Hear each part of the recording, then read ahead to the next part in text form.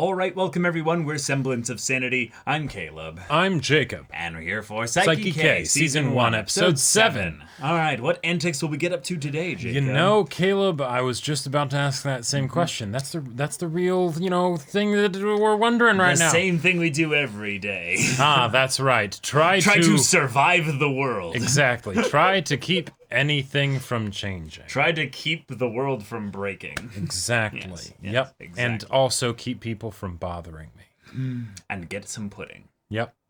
Some pudding would be great. Yeah. I feel like getting pudding needs to be like a euphemism phrase that gets like used for like other context things. Yeah, get that pudding, bro.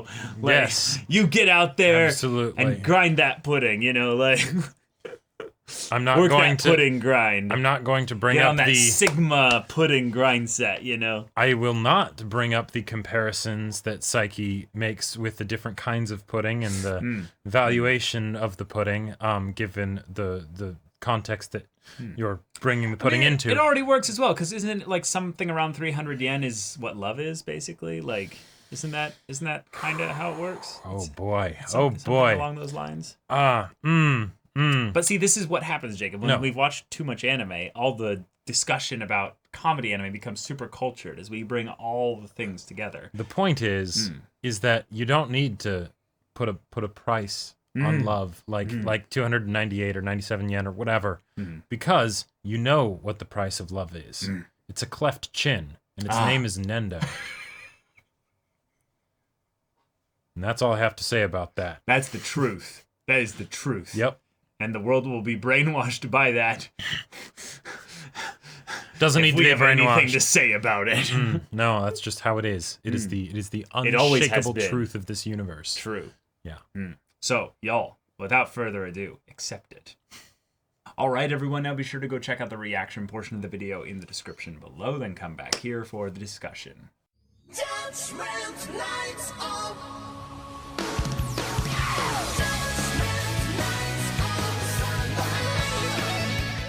All right. Oh my god. Well, all This I know show- is that at this point, I'm no longer a cat or a dog person. I'm a nyanny person, Okay. Certain times, the skits in this show can be a bit straightforward, right? Right. Because you've got all these ridiculous characters. The Yep. characters are going to do their shticks. Let's see how it goes, Yep. right? And Exactly. that does not by any mean make them less entertaining, right? No. They're fantastic. The skit with the cat. So off the wall. No, it was very much on the wall. Both of them. Thank you. I was setting you up. Yeah. And I don't know what kind of mad genius came up with this idea, but that, my god. It's the kind of It's thing. beautiful. It's the kind of thing where when you're probably struggling to come up with like something that'll be just a one-off. Yeah, what could happen if you have psychic powers? I guess you can hear the thoughts of animals. Sure, you can hear the Sure. thoughts of animals. Okay, so then what are the true nature of cats and dogs? Well, that's a lot for one skit. So let's just focus on cats right now. Yep. Okay, but not all cats. The idea that like One specific a house cat. An asshole house cat that kind of speaks for all house cats. Yep. Perfect. There you go. There's your skit. Run with it. Boom. And we never even got the explanation for how he got stuck between two buildings. Yep. Like, I think it's because of the fact that Japan has a lot of earthquakes, so foundations shift a lot, and this is an area where the cat thought that its whiskers were giving it the space at which it could get into a place, but it got slowly more narrow, and then it tried to turn around and then got stuck. and jump. Yes. Cats are really stupid. This is the thing. Like, all animals like this have some, like, pretty profound intelligence at times. But there's always that one thing that they're really stupid at. Right. Cats don't can have... seem intelligent because they are unbelievably arrogant. Yes, but when they get into a situation that they didn't prepare for how to get out of it, Right. like climbing a tree. Yeah, and then, oh no, I can't move. Oh God, I can't. I'm on top of the refrigerator. Help. I literally have God. claws that let me climb things. I always land on my feet too, no matter how high I fall. Because I just turn my tail. But oh no, I can't deal with this. Yeah, feed me. I'm gonna lie in the sun now. Yeah.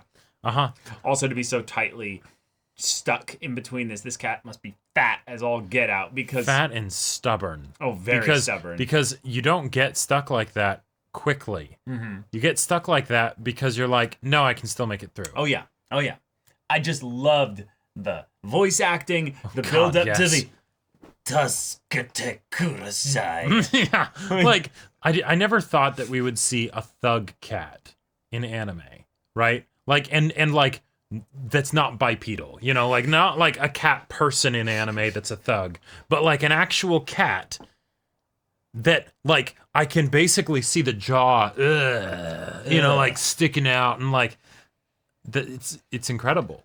It's inspired. Like this is basically just like, what if we had Cat Iggy, you know? Like we just Yeah. brought Cat Iggy, and Iggy Cat could speak through telepathy to Saiki K. Yep.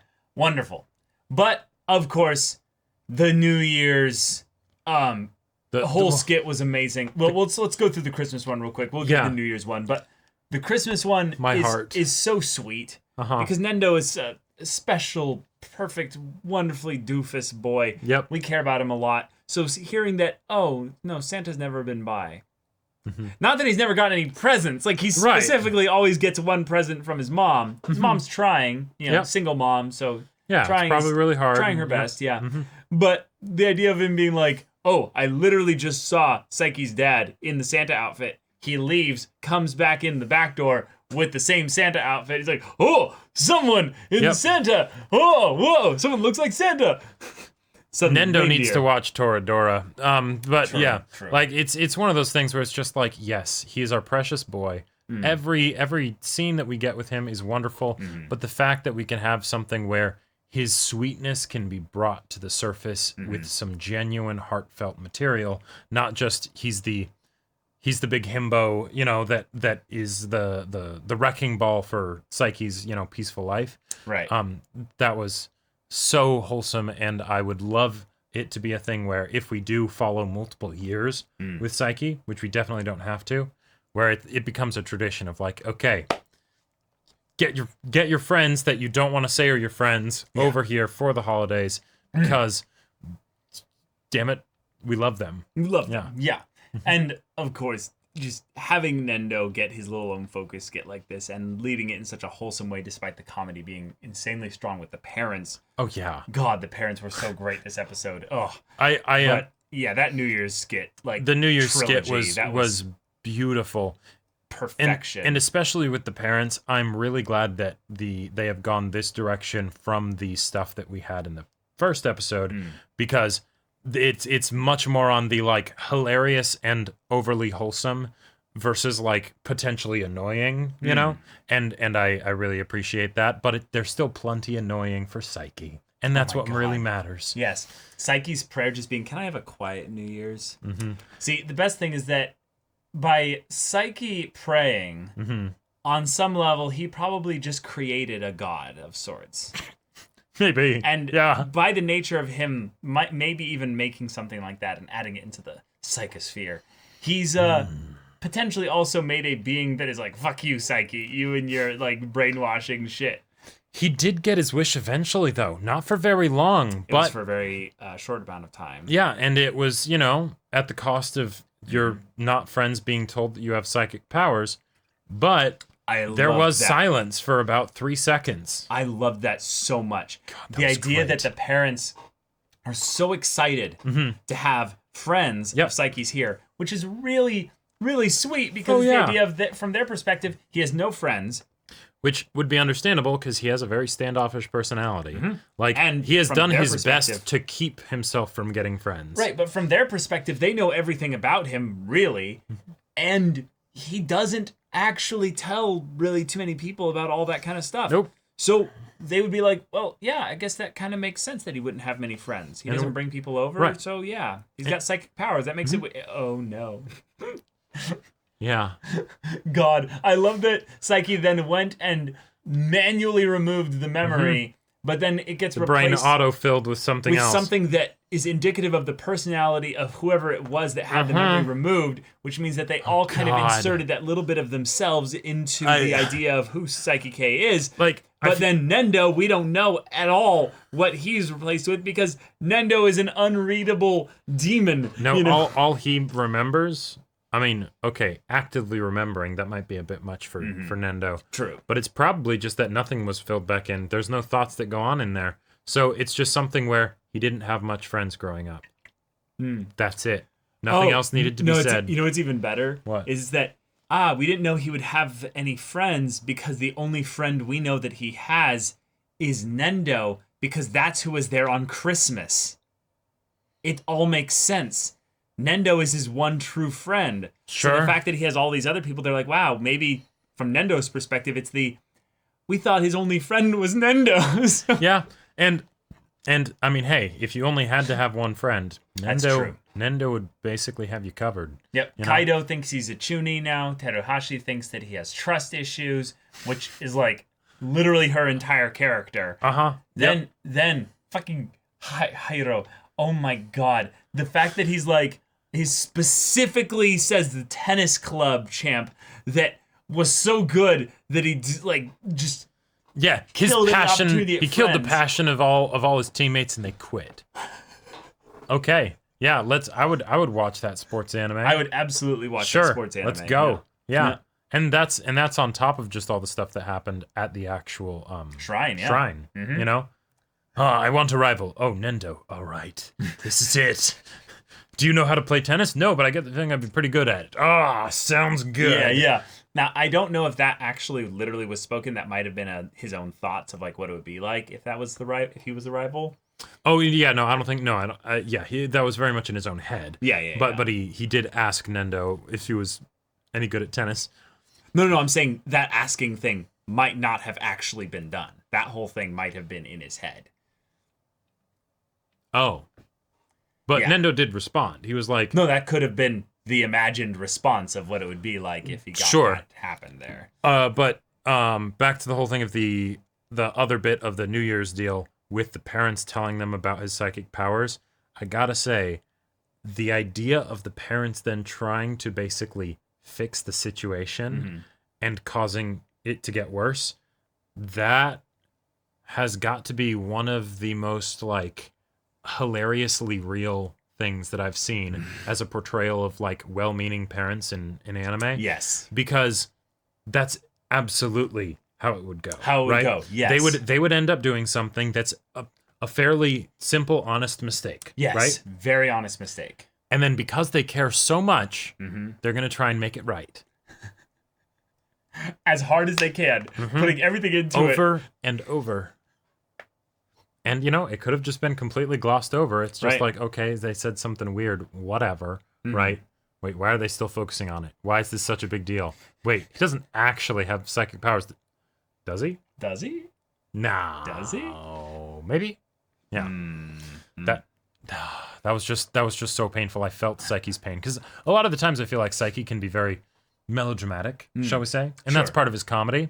Yeah. But that was just like peak teenager. Oh my god, mom, dad, shut up. Why You know? are you saying that? No. Yeah, exactly. You're embarrassing me in front of my friends. It's like that moment where you have a thing that you're really passionate about, and if you were a mature adult, you would be like, "Oh, I'm totally fine with it being shared." Sure. But because you're an insecure teenager, they're like, "Oh, This is my special thing. Yeah, he's so much fan of his little mini figures and stuff like that. It's just like, Mom, shut the fuck up. What are you doing that? I don't want to be emotionally vulnerable with these people. I'm trying to establish is my this- persona in society. This is my little hobby. It's not Yeah. cool to have that. And then of course there's the one friend that's like, "Oh, Majika," you know, like yeah, that sounds amazing. Oh, okay. But the real telling bit of that skit is that we didn't actually get to see our Chuni boy's response in the moment to that because, or no, we did, and it was the yeah. perfect one. He's like, "Pfft, what are you talking about? That's so juvenile. You know that psychics don't exist." You read too much manga. Yeah, you read too much manga. God, the idea that Kaido might actually end up being friends with him through the Chuni kind of shared history idea, but then that also could be the thing that ends up saving Kaido from getting too far in to his Chuni thing before like adulthood. Like he kind of gets rid of it, but then still believes that no, this isn't a 13-year-old syndrome anymore. This is actually the fact that there are crazy dark organizations in the world. Yep. And I'm going to need to become like a secret agent of some kind in order to actually stop it or something. And I think it'd be so good. theoretically, if Saiki wanted to experiment, although I feel like he Right. understands that maybe Kaido is not the best place to go to for emotional commiseration, he could talk about his psychic powers Sure. to Kaido Yeah. as if he's a Chunin Yeah. to maybe get some, I don't know, sympathy, I Just guess. commiseration. Yeah. Yeah, exactly. Just sort of Yeah. like, oh yes, it's hard being different, you know? Oh, I totally understand. See, Yeah. I feel like on some level, Saiki K's development, if you will, if he has any, is the idea that he's going to slowly warm up to all of them. It's not that I think Sure. any one of them are going to give him like therapy of sorts. They will slowly break him down. Yeah, they're going to erode his will. Yeah. Until he just gives up and is like, A fine, I'll be mountain friends with eventually you. surrenders to the river. Yep. Yeah. Just like Kaido eventually surrendered to the I'm talking to adults. And he that are- dropped the and he- persona. and he for dropped the most persona. part. Some of it You know, stayed, but you know. old habits die hard, but at the Right. same time, you're the parents of someone who I deeply respect. Yes. Thank you. It's interesting too, because I know people like IRL that have actually this like thing. Kind of Chuny. Oh yeah, not even Behavior, kind yeah. of, just absolutely have it. And it's the thing where it's like, okay, when you were like 16, 17, it was still kind of funny, but now no, you're in your 20s and what have you. It's like, yeah. So it's really interesting to think about the idea that these characters could all also overcome their hyper fixations on the specific things that they need to get out of life Sure. through just being denied that by Saiki's existence. Right. You know? Now the real question is what is the hyperfixation of Nendo? It's something that's so sweet and wholesome that I wouldn't Yeah. want to deny him it That's at all. right. You know? That's right. He's the and, one and exception. we squirt Saiki when he does. It's just no, bad Saiki. Stop. Yeah, he doesn't have a full family. He needs a brother. He needs a right. best friend. He needs like a good, just wholesome environment. I know Love. this is probably not going to happen, but Mm-hmm. if we did get like a sweet, wholesome like family dinner where with like him and his mom and like Saiki's family or something, Sure. I would squee. Yeah. Like Yeah, I like would like too. full on squee. Yeah. I never thought I would say that in a sentence or that sentence, But it's yes. true. It's absolutely true. Yeah. Yeah. Yeah. Teruhashi was wonderful. Mm-hmm. I loved her little moment of like, oh no, I'm coming here to answer everyone else's prayer by just my Exactly. place, my Yes. position. And give them good call, by happiness. the way, with the dad praying to the mom and being like, because you're You're my my goddess. goddess. Yeah, and like that's so obvious. Come on. Yes, of course. It's just like, oh, you know, whatever. Yeah. But all right, cool. Not too much consequently happened because of the reveal. We now learned a little bit more about how Saiki does deal with memory erasure. Yep. And now he has his friends even more attached to him. Yes, and that's actually something that I wanted to bring up because it might seem like not too big of a deal, but it's I think it's really important. Sure. Comedies can be really tough because you generally want to maintain some sort of status quo that you can Yeah. return to because that's a lot easier to make jokes from, right? You can get Right. good at making jokes from a certain status quo rather than potentially writing yourself into a corner if the fundamental state of the universe changes too much, right? Yeah, especially the longer you go on, people expect the fountain that you're drawing from to always be that fountain. Exactly, Instead right. of like, we're going to That's go what to they're this used to. fountain over here. Yep. And you're like, but why? Right. You know? And the thing is that there's a lot of good to that, but one of the problems that you can run into is that then you basically it can kind of feel like there's no stakes and that the tension and there's no escalation, right? Right. But with this show, it does certain things so that while it does go back to the status quo, it's constantly raising the stakes and escalating things and stuff so that while it's like, yes, we're going to go back to these characters having their own different preconceptions and things like that and bugging Saiki and all that stuff and, Yes. and getting involved in his life, here's some concrete extra things that we can draw upon